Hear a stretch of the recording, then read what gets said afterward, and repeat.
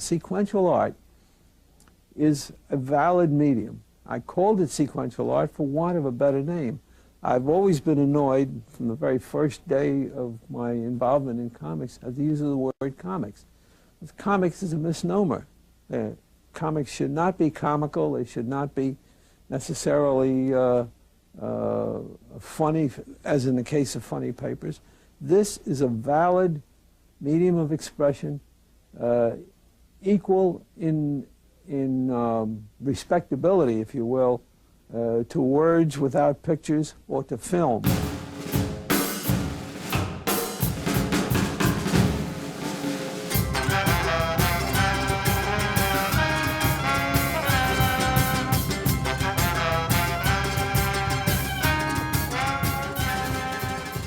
Welcome to Amusing Jews, where we celebrate Jewish contributors and contributions to American popular culture. I'm Jonathan Friedmann. And I'm Joey Angelfield. Producer-engineer Mike Tomren is working somewhere behind the scenes. Amusing Jews is a project of Adat Chaverim Congregation for Humanistic Judaism, the Jewish Museum of the American West, and Atheists United Studios. Hey Joey, graphic novels are a billion-dollar industry, but they didn't really exist until 1978, when Will Eisner published A Contract with God. A magnificent new graphic biography tells Eisner's amazing story, from lowly cartoonist to creator of the spirit to innovator of literary comics. We're excited to talk with Stephen Weiner and Dan Mazur, whose latest book is Will Eisner, A Comics Biography, published by NBM Graphic Novels. Stephen and Dan, welcome to Amusing Jews. Thanks. It's nice to be here. Thanks. Will Eisner was many things: a pioneering comics creator, a successful businessman, an advocate for comics as a literary art form, and a terrific guy. How would you assess his cultural importance? Well, Will had a tremendous influence on popular culture, really through the force of his own will, no pun intended, through the force of his own drive to succeed. And he chose comics as a way to succeed. So as a young man, because he tried to be an artist, a cartoonist, and he wasn't financially successful, so he created one of the first studios, and he actually was one of the first people to create the way comics were actually made. And so because of that innovation, we really have the form that we have in terms of comics. That's one thing. But he was a very restless person, and so he got bored with that studio, even though it was very financially successful, and he left it because he wanted to push the boundaries of comics further and tell different kinds of stories. And for many reasons, one of them was he hated superheroes, and he didn't want to get involved with that anymore. And so he left it and created a newspaper supplement that was like the Parade magazine. And he did this was the spirit that we're still talking about today. And so he was, in that way he really pushed the medium forward with everything he did. And then when he went into the Army, of course, he's Will Eisner, so he found a way to make comics in the Army, and he created educational comics to educate the military in how to use equipment and, that kind of thing. And then later in the 50s, he started another company that basically built on that. He did educational materials, he did manuals for corporations, he used them in an educational capacity.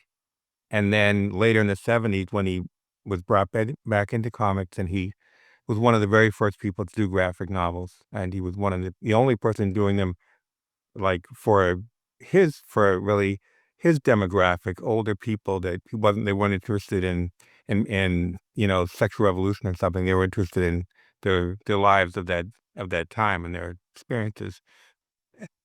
So every time he actually changed what comics could do. And that way, I think he had a tremendous influence on our culture, because he really showed people possibilities every time he made a change. And it's not that and I guess the other thing I would say is that his execution was very good too. So it wasn't just he had an idea and someone else took the idea and did a good thing with it. He had an idea and he figured out how to make the idea work. So he was teaching people all the time what comics were able to do. That's my opinion. Yeah, I think he started in comic books really at the very beginning of comic book. So his influence on culture as a whole, I think, starts there, because when Will Eisner started making comic books, they were so new that really they were mostly reprinted newspaper comics put together and stapled. And he was there at the very beginning of doing, long form comics stories, which had not been done before. And, he really created how the vocabulary of how to tell a story, I think in a very specific to the medium of comics way. And he went beyond that and added the whole cinematic style to comics that was very influential with angles and lighting. And, the comic stories had been a very sort of theatrical thing where your imaginary camera is just staying fixed. And I think he really sunk his teeth into that form. And I think his influence on really every comic book artist afterwards can be felt. Um, and the other thing, I was thinking about it today, and I thought he was kind of like, I know this is a Jewish program, but he was kind of like the John the Baptist of serious comics. He was out there in the late 30s and 40s saying this could be an art form, this could be in, like serious novels, this could be in museums, this could be in classrooms, and nobody believed him. And finally they caught up in the 60s, and interestingly, I think one of the main figures in making comics more intellectually acceptable, let's say, was Jules Pfeiffer, um, who was first hired by Will Eisner and really learned his stuff from Eisner, and then did this book on the history of comics that kind of reintroduced Eisner to a new generation. So I think Eisner in that way kind of acted through others, and even when he did Contact with God, kind of the quote unquote first graphic novel, it was moderately successful, but I think it paved the way for what happened a few years later with Mouse and a few other books that really made graphic novel explode. So I think his ideas and his own innovations were very influential throughout the whole comics and graphic novel culture. Yeah, I know that the term graphic novel had been used before for other contexts. I think he maybe was the first to apply it to this comic book medium, as I understand it. But also, as you're saying, it's kind of the quote unquote first graphic novel, A Contract with God. I think Jules Pfeiffer is another candidate for first graphic novel with Tantrum. And it's kind of interesting that they both came from the same working relationship and were both kind of pushing the envelope in that way. I think Eisner definitely pushed it to a new plateau with Contract with God and kept pushing for the next 25, 27 years. And the other thing I was going to add to that was that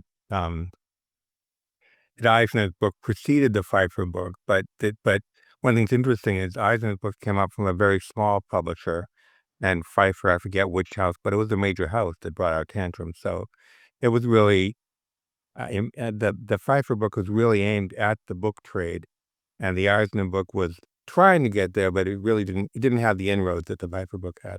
I know another thing that Eisner introduced was this concept of sequential art as a way of sort of elevating the art form. Can you speak to that a little bit? He was always elevating the art form, and I guess he had the sense to know that terminology is important.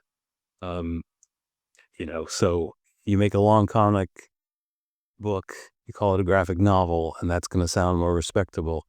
You don't call it comics, you call it sequential art. I mean, it's all the same thing. I don't think conceptually these phrases change anything. But he was a publicist in a certain way, and he knew that you had to, you change the language and you change the way people see things. And the other thing that I think is important is at that time, when the industry was trying to to figure out a way to approach the mainstream, that there were a lot of terms being thrown around. One was graphic album, one was sequential narrative, one was long comic book, but the term graphic novel was the one that stuck. And one of the reasons it did stick was because he was so insistent on this term. So I don't, in my opinion, he did not do the first graphic novel. Whoever did, I'm not sure. That's not important.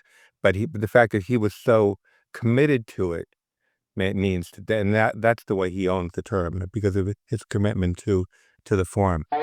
Enjoying the show? Click like and subscribe.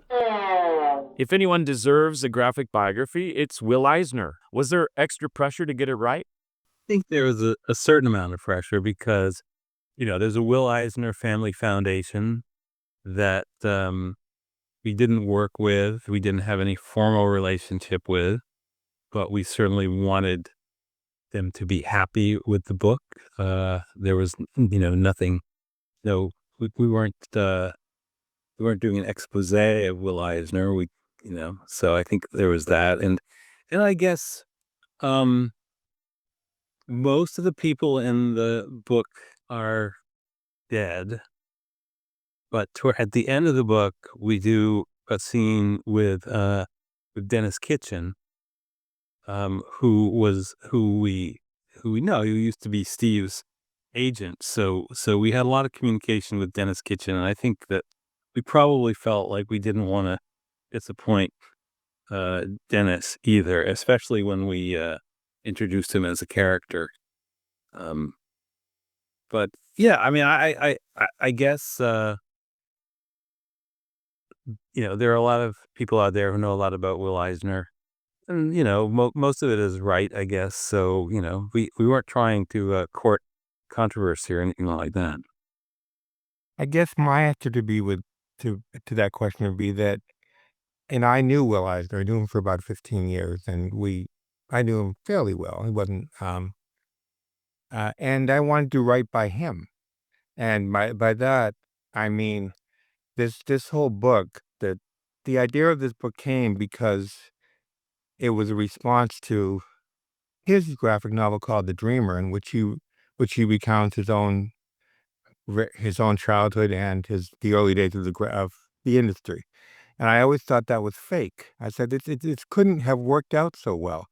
And so I thought I wanted to do a book that would say what it would be really like for him, how hard it actually was, and what a risk it really was for him to commit himself to this one. There was no industry when he started. And so my answer is that I wanted to write by him, by his memories, and I really wanted to show people that it wasn't as he presented it. It was a much harder road, and he had a much harder battle to fight. And I feel that we who love comics, we're just so indebted to him for his vision and his commitment, and so in that way, that's what I wanted to write. I hope we succeeded. Early in his career, Eisner drew comics under 5 different names in 5 different styles simultaneously. Dan, you mastered a bunch of styles in putting this book together, including spot-on Eisner-like drawings. What was your process? I guess the first step of the process was to decide that I did not want to draw this book overall in a style that was going to get compared to Will Eisner. First of all, that just wouldn't be my natural style. But also, I think that I'm more in the world of indie comics, so I think I wanted it to feel like it would naturally feel for me, which is more of an indie style, whatever that means, but a looser style, and a faster style in a way, because we had to draw a lot fast. But like the way I colored it especially was intentionally kind of loose, kind of rough, more expressive than detailed. Um, so there's that. But then there's like art within the art. We definitely wanted to make Eisner's drawing process a big part of the book, which meant drawing his art, because I thought it would look weird if we just sort of shrunk down pages of Eisner and slotted them in. So yeah, I redrew a lot of pages by Eisner, and not pages, but panels, sections of pages, and some other artists, and that was just a matter of kind of close looking, and and sort of learning how he put together his pages and his panels, which was fun, and I think I learned a lot. Every time I would do one of those, I would feel like this burst of confidence when I went back to drawing in my style, because I had just done something so challenging, to render the way he did, his what he could do with light falling across a drapery or across a face, cast shadows. Um, was so incredible that it was really like a little bit like going to school, just copying all that Eisner art. In his biography, Will Eisner: A Spirited Life, Bob Andelman notes that the book began as an autobiography with him as Eisner's helper, but Eisner soon realized the project was too big and handed it over to Andelman. How did you decide what to leave in and what to leave out of your graphic biography?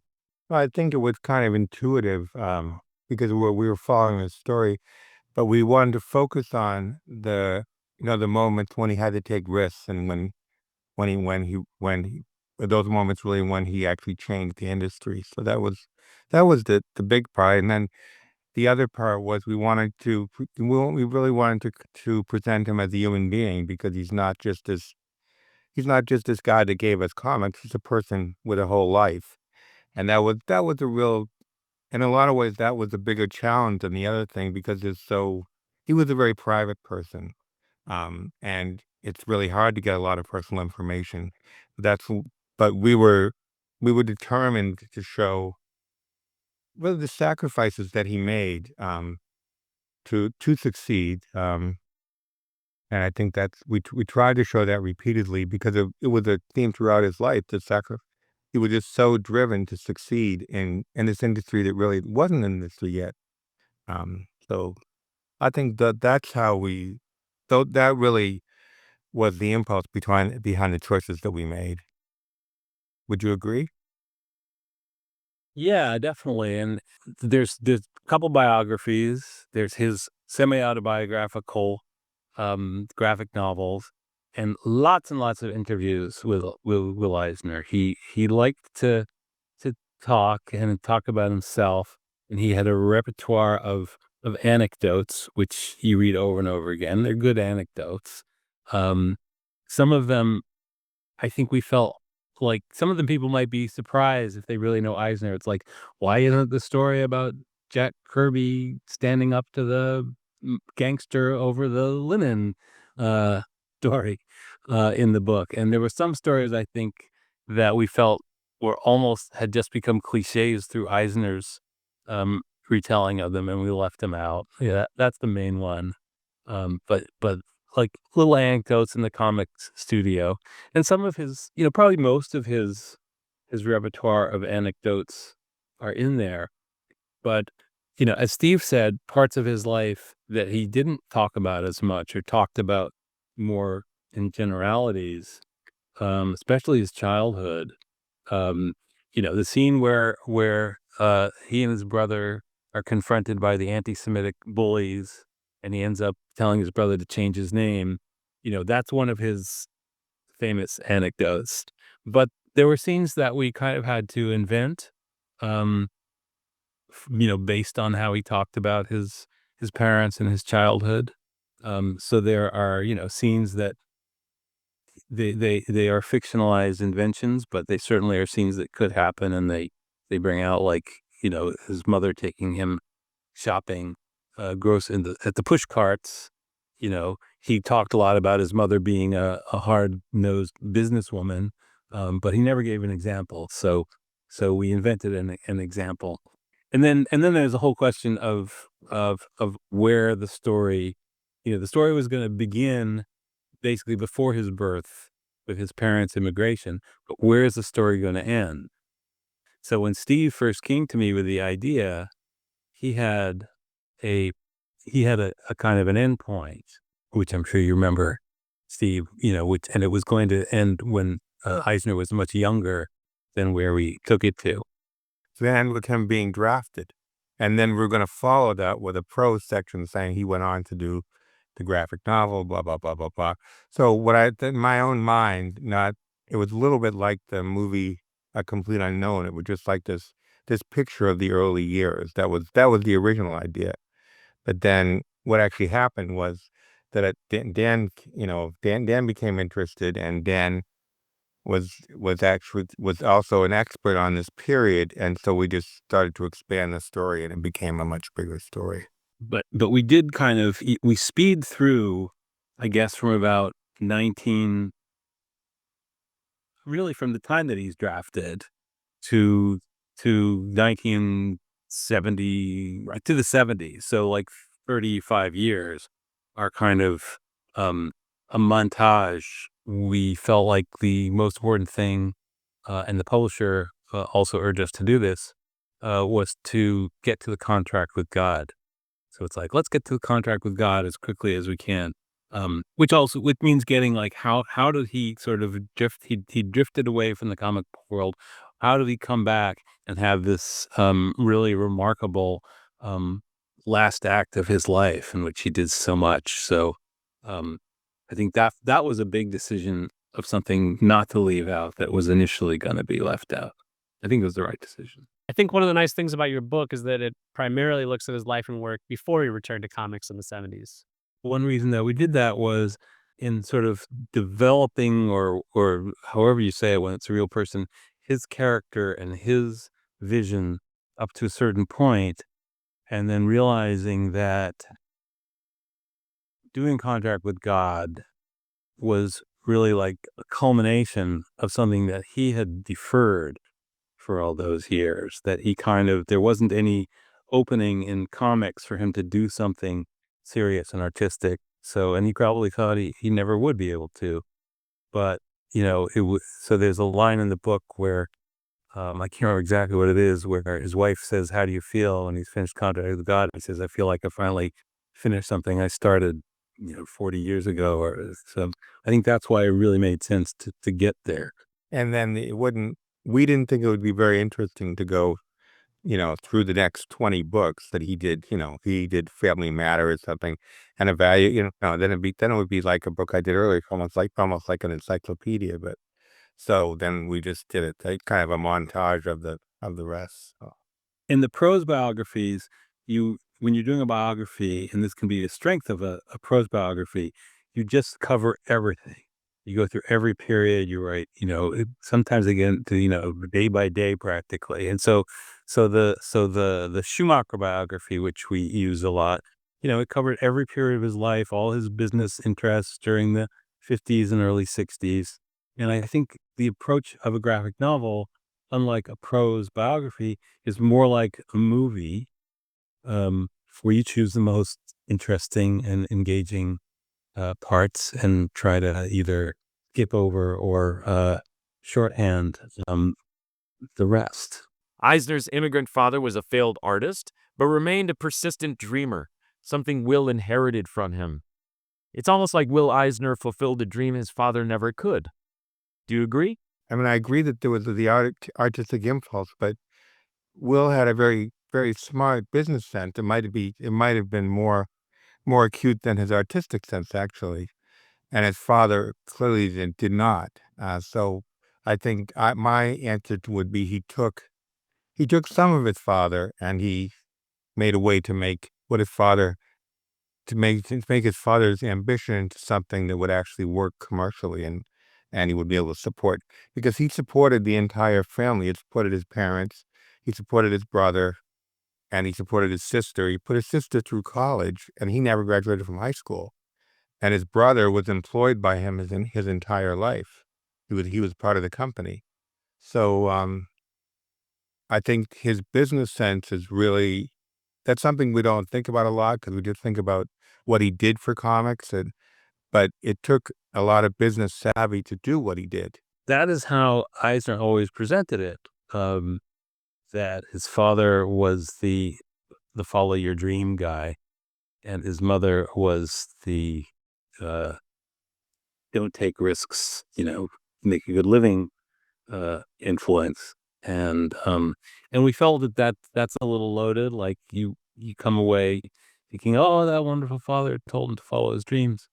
So we tried to sort of balance that out, because I think because it was balanced in Will Eisner's career and his personality, that he in a way he did fulfill his father's dreams, but he wasn't a dreamer himself. He was hard nosed and practical, like his mother taught him to be.